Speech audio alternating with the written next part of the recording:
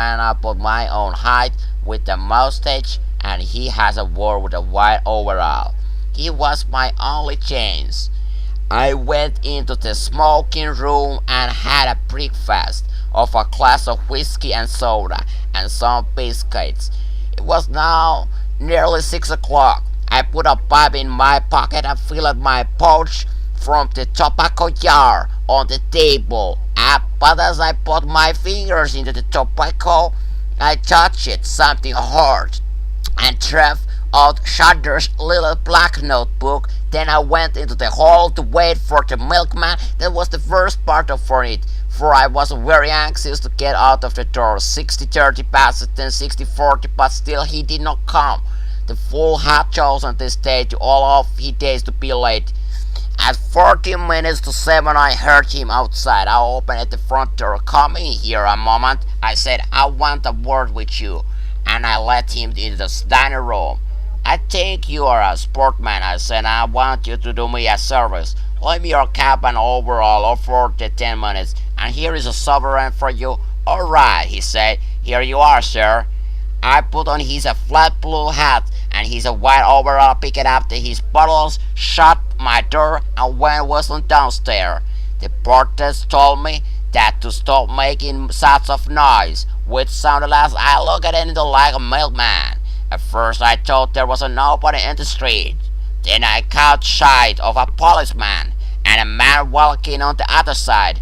I raised my eyes to the house opposite, and there at the window was a face. As the man passed, he looked up and I thought I saw a signal exchange between them. I crossed the street, then took the first side street.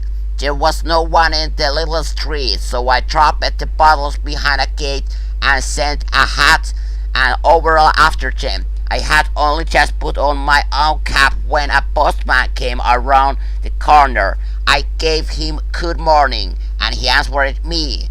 At the moment the clock of the church struck an hour 7, there was not a second to spare. I took my heels and ran.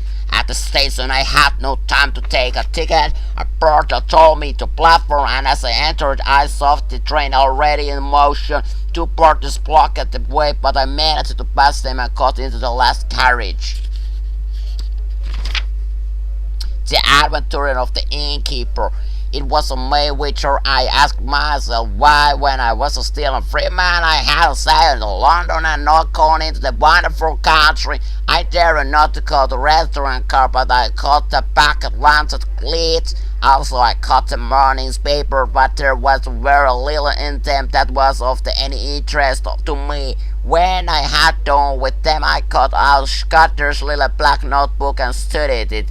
It was full of figures and names, and I was sure there was a shipyard in it. That is something which was always interesting me, and I have a head for such things. This one looked like the kind of where figures stand for the letters of the alphabet, but anybody called fond of gay. Such as cheaper after an hour to work, and did not think a Scudder's world to have people pleased with anything so easy. I tried for an hour but could not do it. Then I fell asleep. I woke at Dumfries, where I got out. I needed the Galloway train. There was a man on the platform whose looks I did not like, but he never looked at me. When I saw myself in a mirror, I did not wonder. I looked at the very model of the hill farmer train was full of.